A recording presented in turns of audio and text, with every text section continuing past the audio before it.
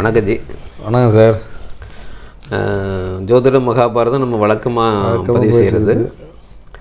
ஒரு விசேஷம் என்னென்னா இப்போ இந்த குரு பயிற்சி நடக்குது. குரு பயிற்சி வந்து அதான் நான் என்னடா அது சரி நம்ம எதுவும் பேசலைன்னு நினச்சேன். இப்போ அந்த குரு பயிற்சி நம்ம பேசி பண்ணிட்டோன்னாக்கா ஏன்னா சிம்பிளாக பேசுவேன். ஏன்னா ரொம்ப வந்து வளவலா குலகலாம் டீப்பாக பார்த்ததில்ல. இப்போ இந்த குரு பயிற்சியை பொறுத்த வரைக்கும் உங்களுக்கு 20 வருஷத்துக்கு முன்னாடி நம்ம கேள்விப்படும்போது என்னென்னு கேட்டிங்கன்னா, குருவை சுற்றி நிறைய நமக்கு இருக்கிற நிலாக்கள் மாதிரி அதுக்கு ஒரு 16 நிலாக்கள் இருக்குது அப்படின்னாங்க. அப்புறம் அதிகமாச்சு, எண்ணிக்கை கொஞ்சம் கொஞ்சமாக கூடி இப்போ என்னென்னு கேட்டிங்கன்னா கிட்டத்தட்ட ஒரு 80க்கு மேற்பட்ட நிலாக்கள் குருவை சுற்றி வருது அப்படின்னா அப்போ அவருடைய அவர் எவ்வளோ பெரிய ஆள் பாருங்கள். அப்போது சூரியனுக்கு அடுத்து இருக்கக்கூடிய மிகப்பெரிய கிரகம்னா அப்போ அதனுடைய எஃபெக்ட் வந்து உங்களுக்கு மிக அதிகமாகவே பிரதிபலிக்கும். உங்களுடைய வாழ்க்கையில் ஒவ்வொரு முறை அதை சந்திக்கின்ற போது, அதாவது மிக நெருக்கமாக ஒரு இடம் இருக்குது.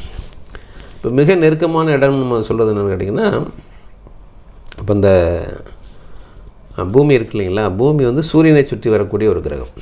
நம்ம ஜோதிடத்தில் நம்ம என்ன பண்ணணும்னா, சூரியனை நம்ம சுற்றி வருவதாக நம்ம ஜாதகத்தில் வந்து நம்ம பதிவு செய்கிறோம். என்ன காரணம் கேட்டிங்கன்னா, நம்ம மையப்படுத்திக்கிட்டு சூரியன் சுற்றி வருவதை தான் நம்ம பண்ணுறோம். ஆனால் உண்மையில் வந்து சூரியனை சுற்றி வருது நம்ம அப்படிங்கிறனால, இப்போ சூரியன் வந்து மேசத்தில் இருக்குதுன்னு வச்சுங்களேன், பூமி எங்கே இருக்குதுன்னா உங்களுக்கு துலாமில் இருக்கும். கரெக்டாக ஆப்போசிட்டில் இருக்கும். அவன் நேர் 180 டிகிரி ஆப்போசிட்டில் உங்களுக்கு இருக்கும். இப்போ ரிஷபத்துனா உங்களுக்கு அது விருச்சிகத்தில் இருக்கும். இப்போ இப்படியே அங்கே நாங்கள் ரொட்டேட் ஆகும்போது நீங்கள் இந்த பக்கம் ரொட்டேட் ஆகிட்டு பூமி எங்கிட்ட ரொட்டேட் ஆகும். அந்த அடிப்படையில் நீங்கள் பார்த்தீங்கன்னா குறிப்பிட்ட 5 மாதங்கள் மட்டுமே பூமி குருவை ஒரு சரியான கோணத்தில் சந்திக்குன்னு சொல்லலாம், பார்வைப்படுதுன்னு சொல்லலாம். அப்போ எந்த மாதங்கள்னு பார்த்திங்கன்னா, இப்போ வைகாசி மாதத்தில் உங்களுக்கு இந்த குரு இப்போ கடகத்துக்கு பயிற்சி ஆகிறாரு இல்லைங்களா. இப்போ கடகத்துக்கு பயிற்சி ஆகும்போது பூமி எங்கே இருக்குதுன்னு பார்த்திங்கன்னா உங்களுக்கு விருச்சிகத்தில் இருக்கும், சூரியன் ரிஷபத்தில் இருக்கும் வைகாசி மாதத்தில். அப்போது இது வந்து திரிகோண பார்வையாக பார்க்கப்படுது. வைகாசி மாதத்தில் சூரியன் அங்கே இருக்குது, பூமி இருக்கிறது விருச்சிக ராசியில் இருக்குது. விருச்சிக ராசியிலேருந்து திரிகோண பார்வையாக இந்த கடகம் இருக்குது. அப்போ இந்த வைகாசி மாதத்தில் நுழையும் போதே பூமியினுடைய நேரடி பார்வைக்கு வர்றாரு. அதாவது திரிகோண பார்வைன்னு சொல்கிறது ஜோதிடத்தை பொறுத்த வரைக்கும் உங்களுக்கு இந்த ட்ரையாங்கிள்னு சொல்கிறோம் இல்லைங்களா. ஆமாம், முக்கோண வடிவம். அந்த வகையில் வந்து இந்த வைகாசி மாதத்தில் உங்களுக்கு குருவனுடைய பார்வை நேரடியாக இவருக்கு பூமிக்கு கிடைக்குது. இது ஒன்று. இதற்கடுத்து பார்த்திங்கனாக்கா உங்களுக்கு வைகாசிக்கு அப்புறம் எங்கே வந்து பூமியினுடைய நேரடி கோணம் பார்வை இருக்குன்னா உங்களுக்கு புரட்டாசி மாதத்தில் சூரியன் கன்னியில் இருக்கும், பூமி வந்து உங்களுக்கு மீனத்தில் இருக்கும். அப்போ மீனத்தில் இருக்கும்போது உங்களுக்கு கடகத்தை வந்து திரிகோண பார்வையாக பார்க்குறாரு. இதற்கடுத்து என்னென்னு கேட்டிங்கன்னா, பூமி குருவனுடைய இடத்துக்கே பாசிங் ஆகிற மாதிரியான ஒரு நிலை ஏற்படும். அது எங்கேன்னு கேட்டிங்கன்னா உங்களுக்கு மார்கழி மாதங்கும்போது சூரியன் வந்து உங்களுக்கு தனுசில் இருக்கும், பூமி மிதனத்தில் இருக்கும். அப்போ குருவனுடைய கடகராசிக்கு நெருக்கத்துக்கு அவர் வந்துடுறார். அதற்கு பிறகு தை மாதம் முழுக்க குருவுடன் சேர்ந்தே ட்ராவல் பண்ணுற மாதிரியாக பூமி இருக்கும்.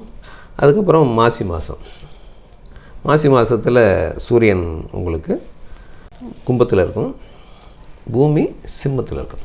அப்போது இந்த பயிற்சி நடக்குது அப்படின்னு கேட்டிங்கன்னா உங்களுக்கு பலன் அளிக்கிறது எங்கன்னு கேட்டால் இந்த குறிப்பிட்ட 5 மாதங்கள் இப்போ நேரடி பார்வையில் இருக்கிறதுனால அப்போ எதாவது பாருங்கள், வைகாசி, புரட்டாசி, மார்கழி, தை, மாசி ஆகிய இந்த 5 மாதங்கள் தான் இந்த குரு உங்களுக்கு பயனளிக்கக்கூடிய விதமாக குரு பயிற்சியால் அவர் நன்மையோ தீமையோ எது வேணாலும். அப்போ இந்த 5 மாதங்களில் உங்களுக்கு என்ன நடக்கும் அப்படிங்கிறது தான் ஜோதிடத்தில் நம்ம சொல்லக்கூடியது. இதுவும் கூட உங்களுக்கு பொது தான், இந்த பலன் சொல்லக்கூடியது கூட உங்களுக்கு பொது தான். அப்போது குரு உங்களுக்கு நன்மையான கிரகமாக இருந்தால், உங்களுக்கு சுப கிரகமாக இருந்தால் அவர் சுபமான பலன்களை இந்த 5 மாதங்களும் உங்களுக்கு கொடுப்பார். அவரே உங்களுடைய லக்னத்துக்கு தீமையான கிரகமாக இருந்தால் இந்த குறிப்பிட்ட 5 மாதங்களில் உங்களுக்கு தீமைகளை செய்வார். அடிப்படையான ஃபார்முலா இது தான். அப்போ எந்தெந்த ராசிக்கு எந்தெந்த மாதிரியாக பலன்களை கொடுப்பார், நம்ம ராசிக்கு சொல்கிறதில்ல லக்னத்தை தான் சொல்கிறோம். அப்போது எந்தெந்த லக்னங்களுக்கு இது பாசிட்டிவாக இருக்குது, எந்தெந்த லக்னங்களுக்கு நெகட்டிவாக இருக்குது பார்க்கலாம். இப்போ அந்த பொதுவான பலன்கள்னு ஒன்று சொல்லுவாங்கள்ல சார், அந்த பொதுவான பலன்கள்ன்றது பொதுவான பலனே இதுதான், இவ்வளோதான். இவ்வளோதான். அப்போ எல்லா நாளும் வந்து ஒவ்வொரு நாளும் உங்களுக்கு 365 நாளும் அவர் பண்ணிக்கிட்டே இருப்பார், அப்படி கிடையாது. அது என்ன ஒன்று, ஒவ்வொரு நாளும் என்னன்னா ஒரு குறிப்பிட்ட இதே கோணங்கள் இருக்கு இல்லைங்களா, இதே கோணங்கள்லாம் எவ்ரிடே 2 hours சந்திப்பீங்க. ஒவ்வொரு நாளும் 2 மணி நேரம் குரு பார்வை உங்களுக்கு கிடைக்கும். அப்போ அந்த 2 மணி நேரம் எதுங்கிறது உங்களுடைய லக்ன பாசிங்கை வச்சு இருக்குது. அவங்க ஜாதகத்தை பார்த்து உனக்கு தெளிவாக தெரிஞ்சுக்கலாம். ஆமாம், அது வந்து ஒவ்வொருத்தருடைய ஜாதகத்தில் டீப்பாக போனால் தான் தெரிஞ்சுக்க முடியும், இதில் தெரிஞ்சுக்க முடியாது. அதனால் நீங்கள் இன்னும் ரொம்ப துல்லியமாக தெரிஞ்சுக்கணும் அப்படின்னாக்கா உங்களுடைய ஜாதகத்தை எடுத்துகிட்டு உங்களுக்கு பக்கத்தில் இருக்கிற ஜோதிடர் அன்றைக்கி நீங்கள் உங்கள் ஜாதகத்தை இந்த வருடம் எனக்கு எப்படி இருக்குங்கிறது நீங்கள் தெரிஞ்சுக்கங்க.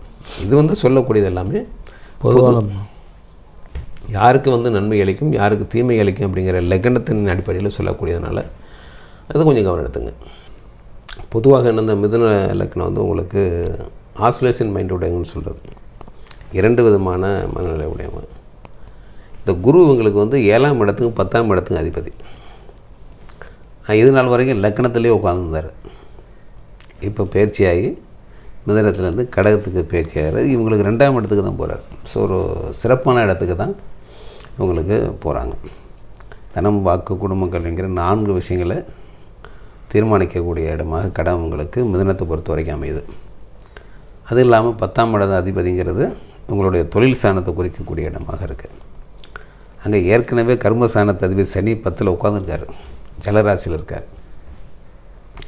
இப்போ அந்த 10ஆம் இடத்து அதிபதியும் ஜலராசிக்கு போகிறார். அப்படிங்கும்போது இவங்களுக்கு வந்து வெளிநாடு மூலமாக வரக்கூடிய வருவாய்கள் நிறைய வரும். வெளிநாட்டு தொடர்புடைய நிறுவனங்களை வேலை பார்க்குறாங்கன்னா பதவி உயர்வு, சம்பள உயர்வு எல்லாமே இவங்களுக்கு இந்த குரு பயிற்சி ஒரு ரொம்ப சிறப்பான பலனை தருன்னே சொல்லலாம். அது மட்டும் இல்லாமல் வந்து என்னென்னு கேட்டிங்கன்னா ஒரு நல்ல இடத்துக்குள்ள பார்வை இருக்குங்க. ஏன்னா 10ஆம் இடத்தையே திரிகோண பார்வையாக பார்க்குறாரு. அது இல்லாமல் நோய் ஸ்தானத்தை 6ஆம் இடத்தை மிதுன லக்னத்துக்கு 6ஆம் இடமான விருச்சிகத்தினுடைய மேலே பார்வை இருக்கனால இது எல்லாமே இவங்களை பொறுத்த வரைக்கும் சிறப்பான இடங்களாக அமையுது. இது எந்த தமிழ் மாதத்தில் பிறந்தவங்களுக்கு கரெக்டாக இருக்கும் சார்? இது தமிழ் மாதத்தில் பிறந்தவங்களுக்கு மார்கழி மாதம். மார்கழி மாதத்தில் பிறந்தவங்களுக்கு ராசியும் மிதுனமாக இருந்தால் அவங்க கரெக்டாக இருக்கும். இது பலன்கள் வந்து பொருந்தும். ஆமாம், மார்கழி மாதத்தில் பிறந்தவங்க அத்தனை பேருக்கும் இந்த இது பொருந்தும். சரி சார், அவங்களுடைய மிதுன ராசி தான் அவங்க. ஓகே, ஆரம்பமாக கல்வி நிலை எப்படி இருக்கும்? கல்வி மிகச்சிறப்புன்னு சொல்லலாம். சாதாரணமாகவே அவங்க புத்திசாலி என்னென்னு கேட்டால் அவர் டிசைன் பண்ணாமல் இருப்பாங்க. படிக்கிற பசங்க வந்து என்னென்னா இப்போ +2 படித்தவங்களாக இருந்தாங்கன்னா இந்த இதுக்கு முன்பாக ஒரு இது சொல்லுவாங்க, நான் அது படிக்க போகிறேன் இது படிக்கணும் ஒரு டிசைட் பண்ணுவாங்க. இப்போ ரிசல்ட் வந்ததுக்கப்புறம் பார்த்திங்கன்னா அப்படியே மாற்றுவாங்க, எனக்கு அது வேண்டாம் நான் இதுக்கு போகிறேன்பாங்க. ஆசிலேஷன் மைண்டு ஏன்னா அந்தந்த சூழ்நிலைக்கு எப்படிங்கிறது தான் அவங்க ரியாக்ட் பண்ணுவாங்க. அந்த மாதிரி அதே மாதிரி காலேஜ் முடித்தவங்களும் சரி தான். காலேஜ் முடிக்கிற கண்டிஷனில் இருக்கவங்கன்னா அவங்களுக்கு என்னென்னு கேட்டிங்கன்னா இவங்க படித்த படிப்புக்கும் பார்க்குற வேலைக்கும் சம்மந்தம் இல்லாமல் இருக்கும். அந்த மாதிரி தான் பொதுவாகவே மிதுன லக்கணத்துக்கு அமையும். மிதுன ராசி, மிதுன லக்கணம் எல்லாத்துக்குமே வந்து இந்த 2 விதமான எண்ணங்கள். ஏன்னா இப்போ ஒரு கியூரியாசிட்டி மைண்ட் விடுங்க, வேறு ஒன்றும் கிடையாது. ஏன் அப்படி அவங்க 1 by 1 அவங்க பாட்டில் மாறிக்கிட்டே இருக்காங்கன்னு கேட்டிங்கன்னா ஒரு வேலையை வந்து ரொம்ப விருப்பமாக செய்யக்கூடியவங்க. அதில் ஏதாவது சிக்கல் இருக்கணும், அந்த சிக்கலை வந்து இவங்க திறமையாக வந்து அதை விடுவிக்கணும். இந்த மாதிரி இல்லாமல் ஒரு ரெகுலேஷனான ஒரு வாழ்க்கை முறையாக இருந்ததுன்னா காலையில் ஆஃபீஸ் போகிறது, உட்காந்து எழுதுறது, திரும்பி வீட்டுக்கு வர, இந்த இது பிடிக்காது உங்களுக்கு.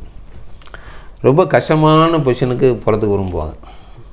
அந்த மாதிரி டைப் அப்படிங்கிறனால என்ன கேட்டிங்கன்னா இந்த குரு பயிற்சி பொறுத்த வரைக்கும் வேலை மாற்றம், தொழில் மாற்றம், இடமாற்றம், வருமானத்துக்கு பஞ்சமில்லை, நோயிலேருந்து விடுதலை அப்படிங்கிறதெல்லாம் மிதுன லக்னத்தை பொறுத்த வரைக்கும் டாப்பில் இருக்குது. கல்வி சிறப்பு உடையவங்க, வேலையும் நல்லா இருக்குது. இப்போ நீங்கள் வெளிநாடு போகலாம், வெளிநாடுன்னு சொல்கிறீங்க, எல்லாத்துக்கும் அதே வெளிநாடாக தான் வந்துக்கிட்டே இருக்குது. மேஷம், ரிஷபம், இப்போ மிதுனத்துக்கும் அது வெளிநாடு சம்மந்தப்பட்டதாக வருது. எல்லாருக்கும் 2 லக்னத்துக்கும் வரும். ஏன்னு கேட்டிங்கன்னா கர்மஸ்தானத்து அதிபதி சனி சொல்கிறது. சனி தான் ஒருத்தருடைய வேலையை தீர்மானிக்கக்கூடியவர். அவர் ஜலராசியில் உட்காந்துருக்காரு. அதுக்கு அடுத்து வந்து தனக்காரகான குரு வந்து ஜலராசிக்கு பாசிங் ஆகிறாரு, வராரு. அப்போது அந்த ஜூன் 2ஆம் தேதி வந்துடுறாருங்களா, வந்துட்டாருன்னா இப்போ 2 பேருமே ஜலராசியில் இருந்தால் என்ன நடக்கும்? இவருடைய திரிகோண பார்வை வேறு இருக்குது சனிக்கு. அப்படிங்கும்போது வெளிநாட்டுக்கு செல்லக்கூடியவங்க அல்லது வெளிநாட்டிலேருந்து இங்கே வரக்கூடியவங்க இது நாள் வரைக்கும் வராமல் இருக்காங்க இல்லைங்களா? ஆமாம். குடும்பத்தாரோட சேர்றதுக்கான காலம் அது. மிதுன லக்கணத்தை பொறுத்த வரைக்கும் பிரிஞ்சு இருக்கிறவங்க சேர போகிறாங்க, சேர்ந்து இருக்கிறவங்க தனத்துக்காக வெளியில் போகிறாங்க. இப்படி ரெண்டுமே நன்மை தான். அது இது நாள் வரைக்கும் பிரிஞ்சிருந்தவங்க வர்றாங்க, குடும்பத்தோடு ஜாயிண்ட் ஆகிறாங்க, குடும்பத்துக்காக இவங்க சம்பாதிக்கிறதுக்காக புறப்படுறாங்க. குடும்பத்தோடு ஒட்டியிருந்தவங்க கிளம்புறாங்க, பிரிஞ்சிருந்தவங்க சேர்றாங்க. அப்படிங்கிற ஒரு 2 நிலையுமே இந்த மிதுன லக்னத்தை பொறுத்தவரைக்கும் ரொம்ப சாதகமாக தான் அமையுது. திருமணம் வாழ்க்கை, திருமண பாக்கியம் இப்போ எப்படி இருக்காங்க? ஓகே. திருமணத்தை இடத்த வந்து அவர் பார்க்கல, ஆனால் இது நாள் வரைக்கும் பார்த்துட்டு இருந்தார். இந்த போன வருஷம்தான் அவங்களுக்கு திருமண காலம் முடிஞ்சிருக்கும். இது திருமண இடத்த பார்க்கல, திருமண காலம் இது இல்லை. இது வந்து இந்த வருஷம் 2ஆம் இடத்துல இருக்கார் அப்படின்னா குடும்பத்தை ஏற்படுத்துறதுக்கான சுச்சுவேஷன் மட்டும் நடக்கும். நிச்சயதார்த்தங்கள் நடக்கலாம், திருமணங்கள் அடுத்த வருஷம் நடக்கிறதுக்கான வாய்ப்புகள். குழந்தை பாக்கியம் அதே மாதிரி தான். இப்போ குழந்தை பாக்கியம் அதே தான். Okay okay. இவங்களுடைய உடல்நிலை பாதிப்பு, ஆரோக்கியம் எப்படி சார் இருக்கும் இந்த பயிற்சியால்? ஆரோக்கியம் வந்து ஆரோக்கியம் சீர்கட்டு இருந்தவங்களுக்கு இப்போ சரியாகும். பாதிப்பில் இருக்கிறவங்களுக்கு இது வந்து ஆரோக்கியம் பெறக்கூடிய காலமாக. ஏன்னா நோய் சாணத்தை குரு பார்க்குறாரு. அது மட்டும் இல்லை, சனியும் எங்களோட நோய் சாணத்தை திரிகோண பார்வையாக பார்க்குறாரு. 8ஆம் இடத்து அதிபதியாக இருந்தவர் சனி, 8, 9க்கான அதிபதியாக விபத்தை சந்தித்து இருந்தவங்க விடுபடுறாங்க, நோயிலேருந்து விடுபடக்கூடிய காலமாக இருக்குது. மற்றவங்களுக்கு இப்போ நீங்கள் இப்போ இதை பொறுத்த வரைக்கும் கொஞ்சம் கியூரியாசிட்டி மைண்டு அதிகமாக உடையவங்க. அதாவது நாங்கள் என்ன ஒரு வைத்தியரையோ இல்லை ஒரு ஜோதிடரையோ அடிக்கடி சந்திக்கக்கூடிய நபர்கள் மிதுன லக்னம் ஆலோசனை பெறுவாங்க.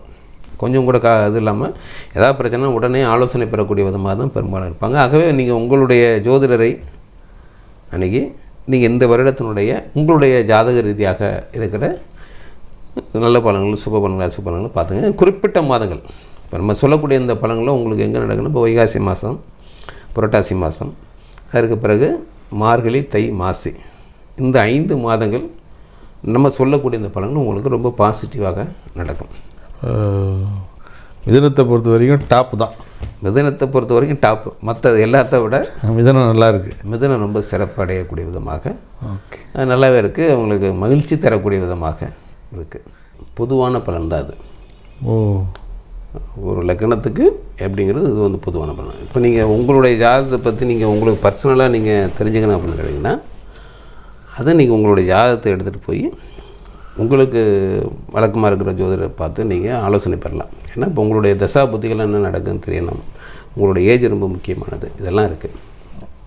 இந்த ஏஜுக்கு தகுந்த மாதிரி உங்களுக்கு நடக்கக்கூடிய தசா புத்திகளுடைய அடிப்படையில் நீங்கள் பலனை தெரிஞ்சுக்கலாம். இன்னும் துல்லியமாக தெரிஞ்சுக்கலாம். இது பொது பலன் இவ்வளோ தான், இப்படி இருக்கும், இப்படி தான். அதனால் இது வந்து பொது பலன். இன்னும் தேவைன்னா நீங்கள் ஜோதிடர் அன்றைக்கி நீங்கள் தெரிஞ்சுக்கலாம். அதை சொல்லும்போது இந்த குறிப்பிட்ட 5 மாதங்கள் வைகாசி, புரட்டாசி, மார்கழி, தை, மாசி, இந்த 5 மாதங்களில் சொல்லக்கூடிய பலன்கள் எல்லாம் உங்களுக்கு சிறப்பாக அமையும். என்ன பலன் சொல்கிறோமோ அது உங்களுக்கு பாசிட்டிவாக நெகட்டிவாங்கிறத இந்த குறிப்பிட்ட 5 மாதம் நடக்கும் அப்படிங்கிறது நீங்கள் தெரிஞ்சுக்கங்க. ஓகே, அடுத்தது போலாங்களா? அடுத்தது